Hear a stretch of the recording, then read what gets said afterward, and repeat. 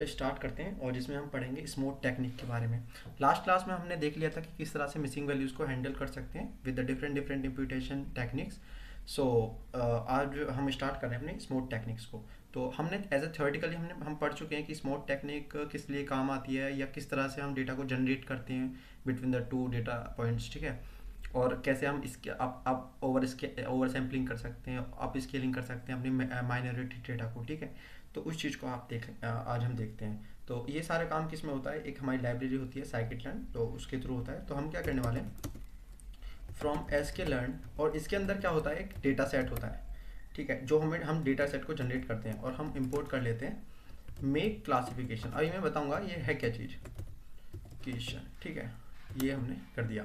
अब जैसे ही हम अपने ब्राउज़र पे जाके और डालते हैं sklearn मेक क्लासिफिकेशन, ठीक है। तो यहाँ पर हमारे पास sklearn वाली जो वेबसाइट है ये ओपन होगी यानी scikit-learn। देन हम यहाँ पे देखेंगे sklearn में जो डेटा सेट है वो कहाँ से इंपोर्ट हो रहा है, वो मेक क्लासिफिकेशन से हम इंपोर्ट कर पा रहे हैं अपने डेटा सेट को जो हम जनरेट करने वाले हैं।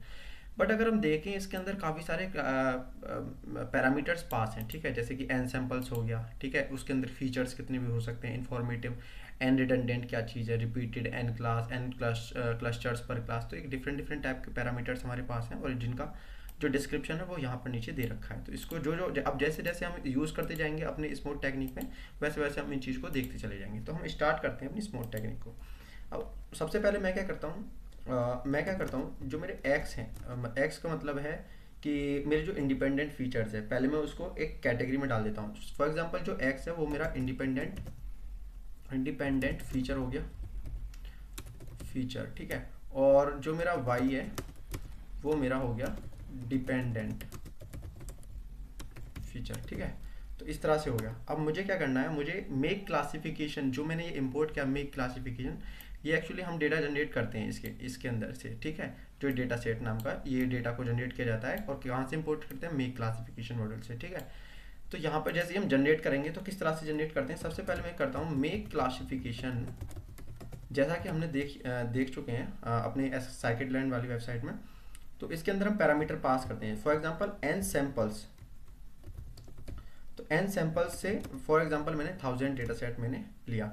अब ये 1000 डेटा सेट मैं कहाँ से ले रहा हूँ, जब हमने थ्योरेटिकली हमने देखा था स्मूथ टेक्निक को, तो उसमें हमने क्या किया था, जो हमने कंसीडर किए थे 1000 डेटा सेट, और उसमें क्या किया था हमने, जो 900 हमारे जो डेटा पॉइंट्स थे उनको हमने यस माना था और 100 को नो माना था। इसका मतलब क्या, हमारा इम्बेलेंस डेटा सेट था। और यहाँ पर भी हमारा एम क्या है स्मूथ टेक्निक से, कि हम इम्बेलेंस डेटा सेट को बैलेंस करने की कोशिश करें, जो माइनॉरिटी है उसे अप स्केल करने की कोशिश करें। तो इसी तरह से मैंने क्या किया, एन सैम्पल्स को 1000 लिया है, ठीक है। और मैं क्या करूँगा, जो मेरे इंडिपेंडेंट फीचर हैं उनको भी मैं कुछ ना कुछ बना लूँगा, यानी इंडिपेंडेंट फीचर लेट सपोज मैंने 2 कर लिए, ठीक है। तो मेरे इंडिपेंडेंट फीचर्स कितने हो जाएंगे, जो उसके अंदर फीचर्स हैं वो 2 फीचर्स हो जाएंगे, ठीक है।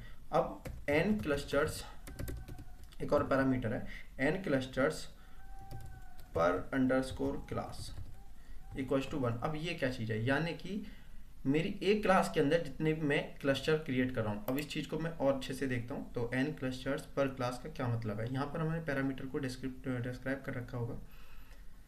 सो ये एन क्लस्टर्स पर क्लास, यानी कि ये वैल्यू कैसे लेता है, इंटीजर लेता है, और बाय डिफॉल्ट क्या होते हैं, 2 होते हैं। तो द नंबर ऑफ क्लस्टर्स पर class is called an cluster पर क्लास, ठीक है। तो इस तरह से हम इन सारी जो पैरामीटर्स हम यूज़ करेंगे इनके बारे में जान सकते हैं। तो इसको मैंने 1 ले लिया है, और मैं क्या करता हूँ, वेट, जो वेट है उसको मैं क्या कर लेता हूँ, मैं अपने अकॉर्डिंग जितना मुझे डेटा सेट चाहिए वो कर सकता हूँ। अब मैंने यहाँ लिखा 0.90, क्योंकि मुझे तो इम्बेलेंस डेटा सेट क्रिएट करना है, ठीक है। तभी तो हम स्पॉट टेक्निक को देखेंगे किस तरह से यूज़ की जाएगी इम्बेलेंस डेटा सेट पर। तो मैं क्या कर रहा हूँ, 90% मेरा डेटा सेट जो है वो एक कैटेगरी का है, और अदर जो 10% है वो मेरा आउटपुट कैटेगरी में जो भी आएगा वो है ठीक है। तो अब आगे चलते हैं। तो उसके बाद एक और होता है रैंडम स्टेट, इसको क्या करता हूँ मैं 1 करता हूँ। अब ये रैंडम स्टेट क्या है इसको भी देख लेते हैं। तो अब जैसे ही इसे यहाँ पर देखते हैं रैंडम स्टेट, तो ये वैल्यू क्या लेता है, इंटीजर वैल्यू, ठीक है।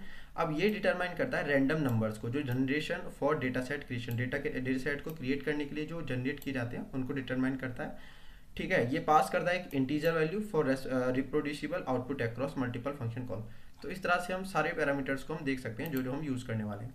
तो यहाँ पर हमारा सारा काम हो गया। अब इसके बाद एक और पैरामीटर होता है, जिसका नाम होता है n अंडरस्कोर रिडंडेंट।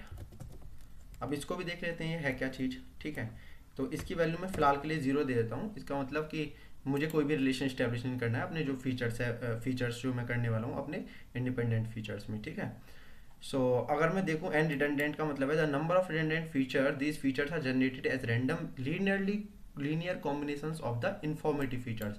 ठीक है, तो यहाँ पे हमने 0 कर दिया इसको। अब यहाँ पे जैसे इसमें इसे एग्जीक्यूट करता हूँ तो यहाँ पे मेरा कुछ डेटा आ गया।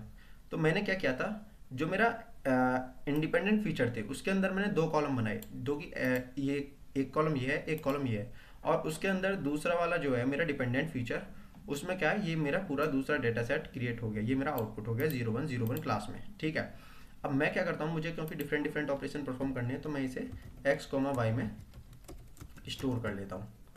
ये मैंने x, y में स्टोर कर लिया। अब मैं x, y को जैसे ही मैं एग्जीक्यूट करता हूँ तो मेरा वही डेटा सेट फिर से आ जाएगा। ठीक है, तो अब हम हमारे पास डेटा सेट आ चुका है। ठीक है, अब आगे क्या करते हैं, इस डेटा सेट को और अच्छे से देखने के लिए एक काम करते हैं, इसको ना डेटा फ्रेम में कन्वर्ट कर लेते हैं। तो कन्वर्ट इनटू डेटा फ्रेम। अब हमें पता है कि डेटा फ्रेम में कैसे कन्वर्ट किया जाता है, तो उसके लिए सबसे पहले हम इंपोर्ट करते हैं पांडास को।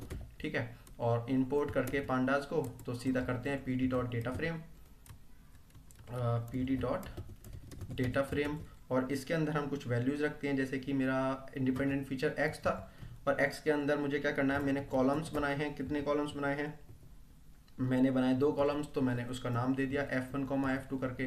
ठीक है, ये मेरे 2 कॉलम्स हो गए। अब उसके बाद मुझे और किसको करना है, pd डॉट डेटा फ्रेम, मुझे करना है y कॉलम को। तो इस कॉलम का नाम मैं दे दूंगा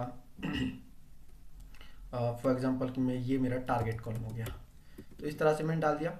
ठीक है अब मुझे क्या करना है, ये मेरे इंडिपेंडेंट फीचर हो गए, मेरे डिपेंडेंट फीचर हो गए, इन दोनों को मुझे कंबाइन करना है। तो कंबाइन करने से पहले मैं क्या करूँगा, मैं इन्हें ना एक वेरिएबल में स्टोर कर लेता हूँ। तो df1 में ये हो गया, और मैं यहाँ पे देखूँ तो df2 इक्वल्स टू ये हो गया। अब जैसे इसे एग्जीक्यूट करता हूँ तो ये मेरे दोनों काम कर रहे हैं। अब मुझे क्या करना है, मुझे एक फाइनल डेटा सेट बनाना है, जिसके अंदर मैं क्या करूँगा, pd डॉट कॉन्कैट नाम का फंक्शन जो है, जो कॉन्कैटनेट कर देगा, उसको यूज़ करूँगा। और किसको कॉन्कैटनेट करना है, मुझे एक तो मुझे df1 को कॉन्केटनेट करना है और दूसरा df2 को करना है। और किस तरह से करना है, क्योंकि मुझे जो डेटा एक साथ चाहिए, तो x इज इक्वल्स टू 1, यानी मुझे कि कॉलम वाइज मुझे चाहिए।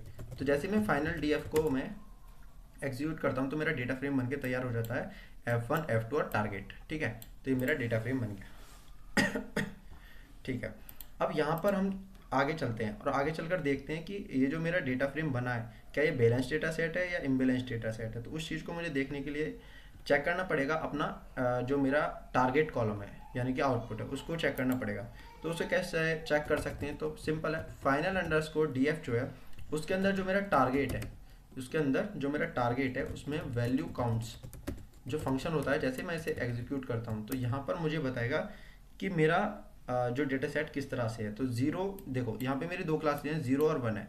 तो 0 में जो डेटा सेट आ रहा है वो 894 आ रहा है, और 1 में जो आ रहा है 106। अब हालांकि मैंने दिया था 90%, बट हो सकता है वो कुछ एरर या आउटलायर्स या कुछ ऊपर नीचे हो गया, तो उसकी वजह से ये 894 है 900 की जगह, और ये 106 हो गया 100 की जगह। ऐसा कोई इशू नहीं है, हमें बस डेटा सेट क्रिएट करना था randomly with the help of हमारी scikit-learn जो लाइब्रेरी है उसका यूज़ करके। ठीक है, और उसमें कुछ जो फंक्शंस हैं, मेक क्लासिफिकेशन मॉड्यूल्स हैं, उनका यूज़ करके। तो अब ओवरऑल हम देख सकते हैं कि ये जो हमारा डेटा सेट है, ये हमारा इम्बैलेंस्ड डेटा सेट है, और यही हमारा एम था कि हम डेटा सेट ऐसा क्रिएट करें जो इम्बैलेंस हो, क्योंकि हमें तो अपनी टेक्निक यूज़ करनी है जो स्मूथ टेक्निक है।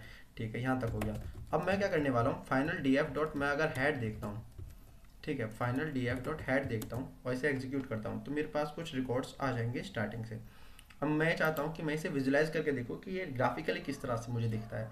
तो उसके लिए मुझे सिंपल पता है कि इंपोर्ट करते हैं हम मैटप्लॉटलिब को, मैटप्लॉटलिब डॉट पाई प्लॉट, ठीक है, एज plt, ये मेरा एलियास हो गया।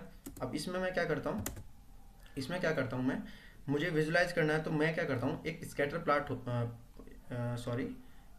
ये हो गया नो मॉड्यूल नेम मैटप्लॉट, बिल्कुल मैटप्लॉट तो होता ही नहीं, मैटप्लॉटलिब होता है। अब इसे एग्जीक्यूट करो।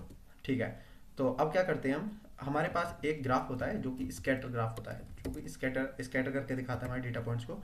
और मुझे क्या करना है, मुझे सारे जितने भी मेरे फीचर्स हैं उनको मुझे स्कैटर करके मतलब ग्राफिकली रिप्रेजेंटेशन करके उसे शो करना है, ठीक है, देखना है।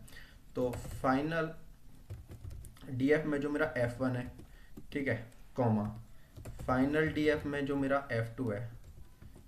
अब इस चीज़ को देखें और इसे एग्जीक्यूट यहीं पे करता हूँ, तो यहाँ पे देखो किस तरह से मेरा रिजल्ट आ गया, ठीक है, ये मेरे F1 F2 आ गए जैसे भी आए, ठीक है।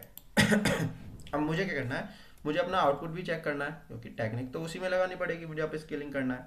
तो कैसे करेंगे उस चीज़ को, क्योंकि जीरो और वन को ही देखना है ना, जीरो और वन ये तो डेटा सेट सिंपल अलग हो गया, लेकिन जीरो और वन क्या मेरे बैलेंस्ड है या नहीं है, इस तरह से मुझे देखना है। तो मैं क्या करूँगा, सी इक्वल्स टू, यानी कि मेरा मुझे अपना आउटपुट जो कुछ कलर चेंज होके दिखे जैसा भी है, तो C equals to final underscore D F. और इसके अंदर मैं अगर जो मेरा ये कॉलम था, कौन सा था, टारगेट कॉलम था, टारगेट नाम से जो कॉलम था, टारगेट, इसे एग्जीक्यूट करता हूँ तो मेरे पास कुछ ये डेटा निकल के आएगा। अब यहाँ पे देख सकते हैं सारे डेटा पॉइंट्स डिफरेंट डिफरेंट अलग अलग हैं, ठीक है, ये सब अलग अलग हैं। बट हम जब स्मूथ टेक्निक लगाएंगे ना, तो ये जो पॉइंट्स दिख रहे हैं आपको, ये जो अलग अलग पॉइंट दिख रहे हैं, ये कहीं ना कहीं जुड़ रहे होंगे, क्योंकि स्मूथ टेक्निक क्या करती है, स्मूथ टेक्निक किसी भी दो जो पास के या कहीं के भी जो भी दो जितने पास के डेटा पॉइंट्स होते हैं, ठीक है, उनको वो एक लाइन के थ्रू उन्हें मिलाती है, जोड़ती है, और उनके बीच में क्या करती है, डेटा को जनरेट करती है, ठीक है। तो यही तो हमारी स्मूथ टेक्निक और यही हमें करना होता है। तो हमने एट द एंड क्या किया अभी तक, कि हमने अपने डेटा सेट को साइकिट लेंथ की मदद से जनरेट किया खुद से, ठीक है, और उस पर हमने अभी कोई टेक्निक ऐसी लगाई नहीं है, बस हमने क्या किया, फीचर्स को अलग अलग किया है और हमने ग्राफिकली रिप्रेजेंटेशन करके देख लिया है। अब हम अपने इसको स्मूथ टेक्निक को यूज़ करेंगे। अब स्मूथ टेक्निक क्या कहती थी कि जैसा अभी मैंने बताया कि दो पॉइंट्स के बीच में एक लाइन खींचकर उस लाइन पे जितने भी डेटा पॉइंट्स, उन दोनों डेटा पॉइंट्स के बीच में जितने भी मेरे डेटा पॉइंट जनरेट हो सकते हैं वो मेरे जनरेट करते हैं स्मूथ टेक्निक, क्योंकि मुझे बैलेंस करना होता है। तो उसके लिए क्या क्या करते हैं हम यूज़ करते हैं आई एम बी लर्न लाइब्रेरी को। तो उसके लिए क्या करना पड़ता है, सबसे पहले मुझे इंस्टॉल करनी पड़ती है आई एम बी लर्न। जैसे मैं इसे एग्जीक्यूट करता हूँ तो अभी थोड़ा सा समय लेगी और ये इंस्टॉल हो जाएगी, ठीक है, ये थोड़ा सा समय लेगी और ये इंस्टॉल हो जाएगी। और आई एम बी लर्न क्या है, एक लाइब्रेरी है, अगर हम इसके बारे में जानना चाहें तो आई एम बी लर्न क्या है, तो ये यहाँ पे दिखेगा आई एम बी लर्न। तो यहाँ पे हम शॉर्ट में देखना है तो किस लिए यूज़ की जाती है ये भी देख सकते हैं हम, ठीक है, सिंपल एज वेल। तो I M B learn technique are the method by which we can generate, हम जनरेट कर सकते हैं डेटा सेट को that has an equal ratio of classes. अब इक्वल रेशो ऑफ क्लासेज का मतलब वहाँ पर मेरी कितनी क्लासेज हैं, जीरो और वन है, तो जीरो और वन क्लासेज में इक्वल रेशो में हमारा डेटा जो वो जनरेट करके दे देगा बिटवीन द पॉइंट्स, ठीक है। अब ये हमारी सिंपली इंस्टॉल हो चुकी है, ठीक है। अब हम क्या करने वाले हैं, फ्रॉम कहाँ से, from I M B learn से, I M B learn dot over sampling, क्योंकि हमें क्या करना है, ओवर सैम्पलिंग करनी है, तो हम इंपोर्ट करेंगे स्मूथ को। अब यहाँ पे काम स्टार्ट होता है स्मूथ का, ठीक है। अब जैसे से एग्जीक्यूट करता हूँ ये परफेक्टली एग्जीक्यूट रहती है। अब मुझे क्या करना है, मुझे ओवर सैम्पल करना है। मैं क्या करता हूँ, ओवर सैम्पल नाम से एक इंस्टेंस क्रिएट करता हूँ स्मूथ का, SMOTE, ठीक है। ये मेरा इंस्टेंस होगा जिसे मैं यूज़ करूँगा जो मेरे डेटा पॉइंट्स हैं उनको जनरेट करने के लिए, ठीक है, ठीक है। यहाँ तक हमारे समझ में आ रहा है। अब आगे चलते हैं। ओवर सैम्पल जो मेरा इंस्टेंस है उसको मुझे करना है, तो ओवर सैम्पल डॉट, इसमें एक फंक्शन होता है फिट रीसैम्पल करने का। अब हम कर ही क्या रहे हैं, वो जो हमारे पास डेटा है उसको जनरेट कर रहे हैं, उसके बीच में जितने भी डेटा है उसको रिसैम्पल ही तो करनी है। तो फिट रिसैम्पल नाम का एक फंक्शन होता है जिसको हम यूज़ करते हैं, ओवर डॉट फिट रिसैम्पल, ठीक है। और इसके बारे में अगर थोड़ी जानकारी है तो जाके अपने इस पर देख सकते हैं हम अपने ब्राउज़र पे, ओवर सैम्पल डॉट फिट रिसैम्पल का काम क्या है, ठीक है, सिंपल। तो उसके बाद चलते हैं फाइनल जो हमारा DF है, ठीक है, और उसके अंदर कितने कॉलम्स हमारे, एक तो हमारा है F1, एक है हमारा F1 कॉमा एक है हमारा F2, ठीक है, ये हमारे दोनों कॉलम्स हो गए। और उसके बाद क्या होता है, उसके बाद जो हमारा एक और कॉलम है फाइनल DF, और जो हमारा डिपेंडेंट फीचर है जिसे बोलते हैं हम टारगेट, ठीक है। अब इसको मुझे क्या करना है, ओवर सैम्पल करना है। तो जैसे इसे एग्जीक्यूट करता हूँ तो यहाँ पे मेरे F1 F2 फीचर्स आ गए और ये मेरे आउटपुट जो है जनरेट हो गया, ये ओवर सैंपल हो गया, मतलब इक्वल क्लासेस में। अगर हम इनका लेंथ देखेंगे तो ये 1788 है, यानी कि जनरेट हो चुके हैं, ओवर सैंपल हो चुके हैं स्मूथ टेक्निक से, ठीक है। अब इसको और वेरीफाई करते हैं, तो किस तरह से करेंगे, इसको क्या करते हैं, इसको मैं क्या करता हूँ x1 comma x comma y में ही पुट करा लेता हूँ, अभी करा लिया। अब मैं जैसे ही x कॉमा y देखता हूँ तो यहाँ पर मेरे पास कुछ वैल्यूज आएंगे, वही मेरा डेटा सेट जो मेरा जनरेट हो चुका है बिटवीन द पॉइंट्स। अब मुझे क्या करना है, मुझे चेक करना है क्या ये इंक्रीज हुआ भी है या जनरेट हुआ भी है मेरा डेटा पॉइंट्स या नहीं। तो उसके लिए क्या करूँगा, x डॉट शेप को चेक करते हैं। तो यहाँ पर हमें दिखेंगे दो तो हमारे ये फीचर्स हो गए, कॉलम्स हो गए, और हमारा डेटा कितना आ गया 1788, बट पहले नहीं था, ठीक है। अब यहाँ पे देखें, अगर मैं y डॉट शेप करूँ तो भी यहाँ पे देखेंगे तो 1788, यानी कि ऑलरेडी हमारा स्मूथ टेक्निक के थ्रू हमने डेटा को ओवर सैंपल कर लिया है। अब इसी चीज़ को देखते हैं कि अगर ये वाले चीज ठीक है, यहाँ से हमें वेरीफाई हो गया है हमारा, ठीक है, कि हमने अपने डेटा को जनरेट कर लिया है। बट मैं एक और वेरिफिकेशन करूँगा, अगर y इक्वल्स टू 0 है, ठीक है, और इसे एग्जीक्यूट करता हूँ तो देखो मैं क्या करना चाह रहा हूँ, यहाँ पे ट्रू फॉल्स करके वैल्यू आ रही है, ठीक है। बट मुझे क्या करना है, मुझे डेटा सेट निकालना है। तो यहाँ पे क्या करूँगा, y और ये, तो यहाँ पे मेरा ये 0 0 0 जितने भी हैं 0 0 0 और 1 ऐसे करके आ जाएंगे सारे टोटल, क्योंकि मुझे देखना है कि 0 और 1 की वैल्यू इक्वल आ भी रही है या नहीं, ये भी तो देखना पड़ेगा। क्योंकि स्मूथ टेक्निक क्या कर रही थी, स्मूथ टेक्निक हमारी जो क्लासेज हैं उनकी जो हमने IMB लर्न लाइब्रेरी का यूज़ किया है, वो क्या कर रही है, जनरेट कर रही है डेटा को इक्वल क्लासेज में, मतलब क्लासेज के इक्वल रेशो में, है ना। तो उसको भी तो वेरीफाई करना पड़ेगा। तो अगर जैसे मैं लेंथ करता हूँ कि मैं 0 की लेंथ कितनी है, तो हमें मिलेगी 894 प्लस 894, तब जाके तो 1788 हुआ। तो इसका मतलब 0 और 1 हमारे इक्वल प्रोपोर्शन पे क्या हो रहे हैं, जनरेट हो रहे हैं। अब मुझे क्या करना है, मुझे ग्राफिकली देखना है। अब यहाँ पर ऊपर मैंने ग्राफिकली देख लिया था कि सारे डेटा पॉइंट्स अलग अलग हैं, बट क्या स्मूथ टेक्निक से एक साथ हुए या नहीं हुए, तो उस चीज़ को देखना है। तो मैं क्या करने वाला हूँ इसमें मैंने क्या किया था यहाँ पे मैंने क्या किया था कि यही वाला, तो इस वाले को मैं कॉपी करता हूँ यहाँ से, क्योंकि मेरे डेटा फ्रेम है पूरा टोटल, ठीक है, और यहाँ पर मैं रख देता हूँ, ठीक है। यहाँ पर मेरा कोई काम नहीं किया, यहाँ पर मैंने कोई इतना ज़्यादा काम नहीं किया, बस सिंपली यही किया है, ठीक है।